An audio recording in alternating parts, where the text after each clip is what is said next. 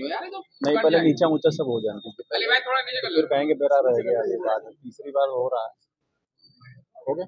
Sir बोलिए। कोतवाली देहात के नीमखेड़ा में एक बाग है जो काफी बड़ी है, 24 बीघे का।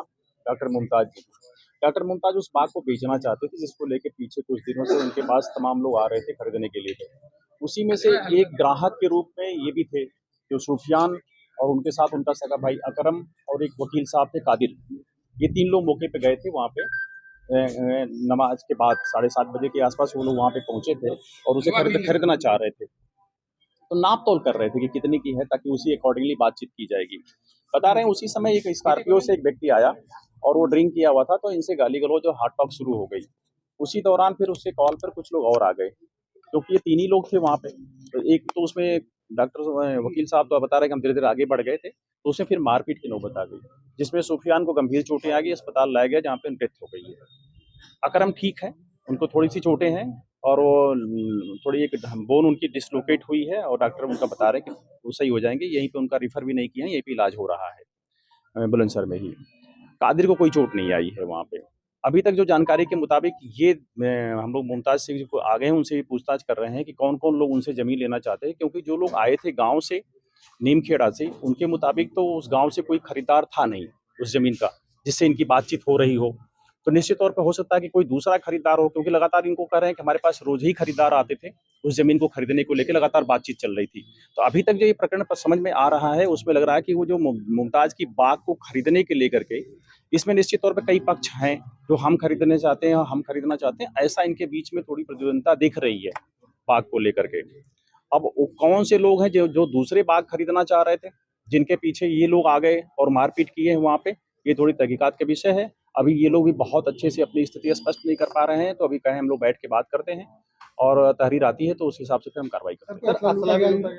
अकरम जब गए थे तो इनके साथ इनके लाइसेंसी पिस्टल थी, जो बता रहा है मेरे पास नहीं है। उस मारपीट में मैं दिखवा रहा हूँ, या तो गिरी है या तो कोई ले गया होगा। मारपीट हुई है जिसमें एक युवक की मौत हुई है, क्या पूरा मामला है? कोतवाली देहात के नीमखेड़ा गाँव में एक बाग था जो करीब 24 बीघे का है, डॉक्टर मुमताज जी का। वो उस बाग को पिछले कुछ दिनों से बेचना चाह रहे थे और इस बात की चर्चा थी कि वो किसी को बेचेंगे, तो कई लोग उनसे संपर्क कर रहे थे खरीदने के लिए। उसी में से एक पक्ष ये भी थे जो सूफियान और अकरम, ये लोग भी लेने के लिए उनसे बातचीत किए थे।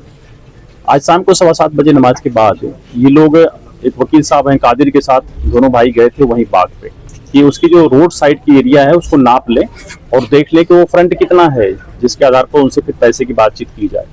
वहाँ ये लोग वही कर रहे थे। इसी बीच एक बता रहे हैं एक मोटर स्कॉर्पियो से एक व्यक्ति आया जो इनसे फिर पूछताछ करने लगा, बातचीत करने लगा।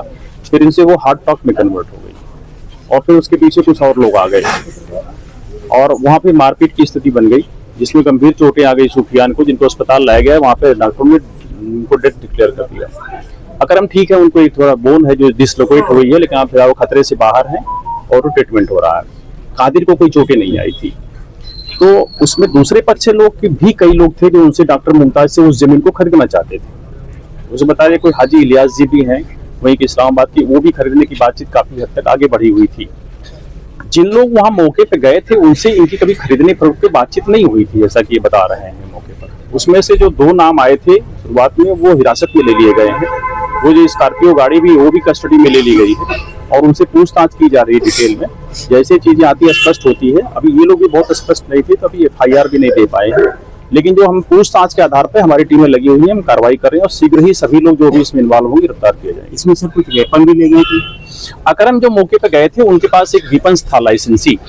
उस बता रहे हैं कि उस कारसोनी और मारपीट में वो वीपन्स इनके पास नहीं है, या तो कहीं गिरा होगा या उन लोगों के पास होगा, वो हम देख लेते हैं।